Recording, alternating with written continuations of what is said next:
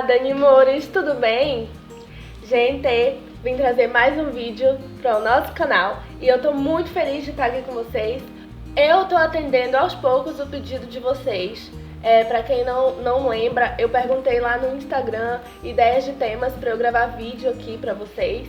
E eu tô seguindo os pedidos. E hoje eu tô atendendo um pedido do Lucas Vinícius, que ele quer que eu fale sobre os gênios numéricos. Mas pelo amor de Deus, você não pode esquecer de deixar o like. Deixa o like aqui embaixo, explode esse botão de like, tá bom? Pra esse vídeo bombar. A Manu já assistiu o filme O Homem que Viu o Infinito? Eu já vou pra você, mas acho que é a Manu. Deixa eu ver aqui rapidinho. Eu não entendi esse final. Quer dizer, não entendi foi nada.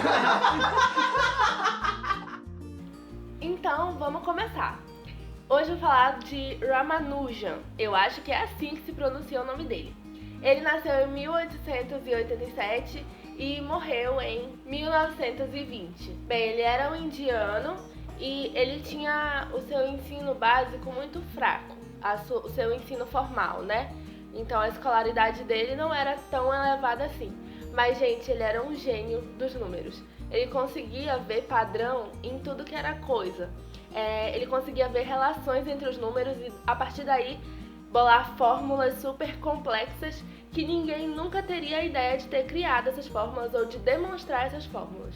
Ele não sabia explicar muito bem, quando perguntavam para ele, da onde que ele tirava essas ideias, como ele conseguia enxergar esses números. E aí ele dizia que, na verdade, ele tinha inspiração dos deuses. Ele não sabia dizer se vinha de alguma coisa além dos deuses. Existe até um filme baseado na vida dele. Se você quiser assistir, eu recomendo. Eu já assisti e gostei muito. E o nome do filme é O Homem que Viu o Infinito. Esse filme fala muito sobre como ele conseguiu uma bolsa na universidade, como ele conseguiu trabalhar com pessoas super inteligentes para mostrar o talento que ele tinha, o talento natural. Mas o final é um pouco triste porque é a realidade da vida dele, né, gente? Ele morreu diagnosticado com tuberculose e depois de muitos anos descobriram que talvez ele também tivesse amebíase. Para vocês terem noção, ele conseguiu formular 3.900 equações. Assim, além de saber demonstrar tudo, conseguir ver relações entre os números, ele criou 3.900 fórmulas importantes para a matemática. Na faculdade, quando a gente está fazendo cálculo, a gente estuda uma semana para conseguir demonstrar algumas fórmulas de integral. Imagina conseguir demonstrar e criar 3.900 fórmulas. Então, gente, Ramanujan conseguiu descobrir que ele era super apaixonado pela matemática quando ele tinha 16 anos. Por que com 16 anos? Porque foi aí que ele teve o contato formal com a matemática na escola. No ensino médio apenas que ele conseguiu começar a estudar matemática, porque no ensino fundamental, digamos assim, ele não tinha essa matéria, então ele estudava fora parte. E aí quando ele completou os 16, ele começou a ter contato direto com a matéria e descobriu que aquilo era a paixão da vida dele. Isso me lembra muito de quando eu comecei a gostar de matemática, porque quem me olha assim não sabe que, quando eu era criança eu não gostava de matemática, porque eu tinha muita dificuldade. Eu sempre estudei escola pública e o ensino da escola pública é um pouco mais, digamos que, superficial, essa é a palavra. Porque o professor tem que lidar com muitos alunos dentro de uma sala de aula por muito tempo e ele tem que ensinar muito conteúdo e, geralmente, nem todos os alunos vão conseguir aprender tudo que precisa ser ensinado. Tudo que precisa ser aprendido. Tudo que precisa ser... Enfim, vocês entenderam. Nope. Então, o que acontecia comigo? Eu estudava pra passar, certo? Eu fazia os deveres de casa, porque eu era responsável, né? Aí eu conseguia passar. Mas, quando eu comecei o ensino médio, eu comecei numa escola que tinha um ensino muito melhor. E aí, no primeiro ano, eu peguei muito baque, eu tirei muita nota baixa e eu tava realmente lutando muito pra passar. Só que aí no segundo ano, eu me lembro muito bem de um dia que eu peguei o meu livro de matemática logo nas primeiras aulas do ano e eu pensei, eu preciso saber o que faz os meus colegas gostarem tanto e por que eu não gosto. E aí eu comecei a estudar sozinha. Antes do professor ensinar, eu começava a ler o capítulo e tentar resolver os exercícios. E aí quando eu conseguia fazer sozinha, eu pensava, Isso é muito legal!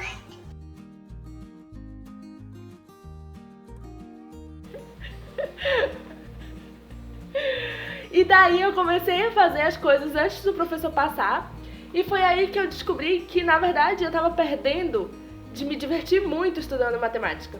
E aí, o segundo ano foi show de bola, né? Já consegui passar de boa. No terceiro bimestre, assim, eu já tava passadíssima estudando para outras matérias mais difíceis. E no terceiro ano foi o ano, assim, pleno. Foi o ano que eu consegui aprender muito, porque eu já tava muito mais interessada do que eu tava nos outros anos. Só que a diferença é que Ramanujan já gostava de matemática mesmo antes de estudá-la, entendeu? Eu só tava comparando assim, mas nem chega à altura.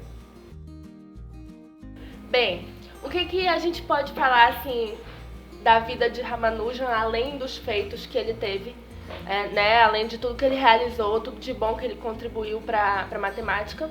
A gente pode dizer que ele teve uma vida muito difícil. Ele sempre teve uma saúde muito fragilizada, assim como a família toda.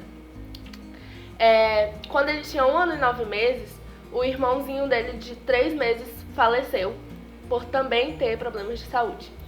E aí, quando ele tinha 2 anos, contraiu varíola. Era meio que uma situação que o país dele estava enfrentando e 4.000 indianos faleceram no território dele, no distrito onde ele morava, mas ele sobreviveu, graças a Deus. Depois disso, ele perdeu 2 irmãos que tinham menos de 1 ano de idade. Outros 2 irmãos faleceram. Então, assim, ele perdeu 3 irmãos, só aí no que a gente sabe, né? Ele tinha muitas crises, muitos problemas respiratórios e faleceu aos 32 anos com tuberculose. Então, assim, ele tinha tudo pra dizer: a minha vida é horrível, tudo de ruim acontece comigo, eu não vou fazer mais nada. O que eu quero dizer é que as dificuldades surgem na nossa vida não é pra gente ficar parado no tempo, botando culpa nos outros ou no que tá acontecendo, sabe? Não é assim que, tipo, todo mundo tem que ser o gênio da matemática e elaborar equações complexas e fazer a revolução no mundo, não precisa. É só pra gente entender que não é porque tá difícil que a gente vai desistir, entendeu? Ele teve uma história de superação tão linda a ponto de fazerem um filme sobre ele. Eu não sei, assim, qual que é o teu problema, qual que é a tua dificuldade, o que é que pode te impedir de realizar teus sonhos, mas você não tem que desistir. E você não tem que se sentir pequeno se você acha, o meu sonho é muito pequeno, meu sonho é só construir uma família, ter um lar, ter um carro e ser bem de vida, só isso que é o meu sonho. Isso não é pouco, isso é o suficiente. Se esse é o teu sonho, corre atrás desse sonho. Todo mundo tem a sua guerra para vencer todo dia. Vou te dar só alguns exemplos. Tem gente que tem dificuldade financeira. Tem gente que tá desempregado. Tem gente que tá com problema na família, brigas, divórcio. Tem gente que tá passando problemas de saúde enorme que nenhum dinheiro do mundo inteiro resolve. Então, assim, cada um tem a sua guerra para lutar. Mas você tem 2 opções. Ou você reclama da sua dificuldade e desiste dos seus objetivos, ou você supera e consegue alcançar todos os seus sonhos e no final você influencia outras pessoas a fazerem a mesma coisa. Isso é muito bom.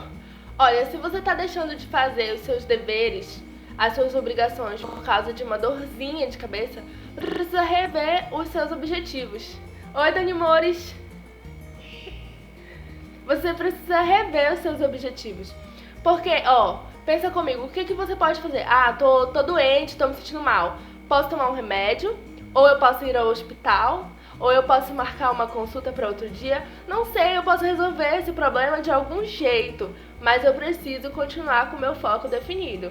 Tem um vídeo muito legal que eu falo sobre metas, sobre como ser organizado, como conseguir cumprir suas metas direitinho. Eu vou deixar aqui no card pra vocês. Mas a ideia geral é essa, gente. Ramanujan conseguiu descobrir muita coisa boa na matemática, influenciou muitas pessoas, abriu muitas portas nas universidades, iluminou muitos cientistas, sabe? Muitas coisas que os maiores matemáticos daquela época não conseguiam resolver, ele conseguiu. Então não é uma questão de ter condições financeiras. Como eu falei aqui no início, a educação básica dele nem era tão assim profunda, sabe? Ele teve pouco tempo de estudo e poucas, como posso dizer, ele não teve muito aprofundamento, é isso. Então, assim, ele podia dizer que ele não tinha base para elaborar tudo que ele elaborou, mas a dedicação dele, todos os dias, em cima daquilo que ele gostava, fez ele se destacar muito. Assim, pode ser que ninguém faça um filme sobre a minha história. Se quiser fazer um filme aí, a gente aceita, né? Mas a história de superação também aqui é muito boa. E eu conheço muitas pessoas que têm histórias maravilhosas de superação. Histórias que tocam vidas, sabe? Influenciam pessoas a fazerem coisas boas. Eu não tenho muito costume de fazer isso, mas eu quero... De novo. Tá difícil.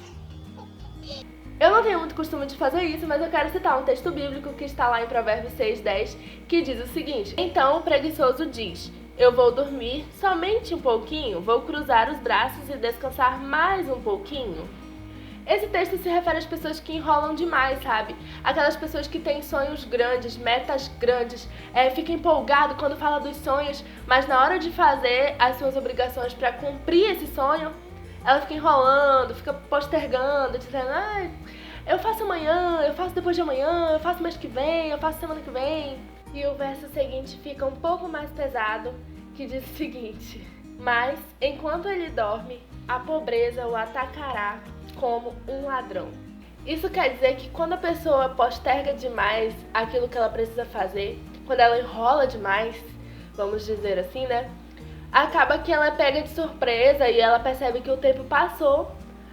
Os amigos, os colegas dela realizaram os sonhos deles e ela ficou para trás. Isso é muito triste de ver. Não fiquem chateados comigo por causa desse final, ok? É que na verdade eu quero que os meus Danimores sejam muito, muito, muito bem sucedidos. Muito bem sucedidos mesmo, tá bom? Então eu espero que vocês tenham entendido, que vocês tenham gostado, que vocês tenham se inspirado na história desse cara que viveu há tanto tempo, mas que influencia tantas pessoas até hoje. E eu espero muito que façam um filme da vida de vocês, da superação, que tal? Não seria nada mal, né?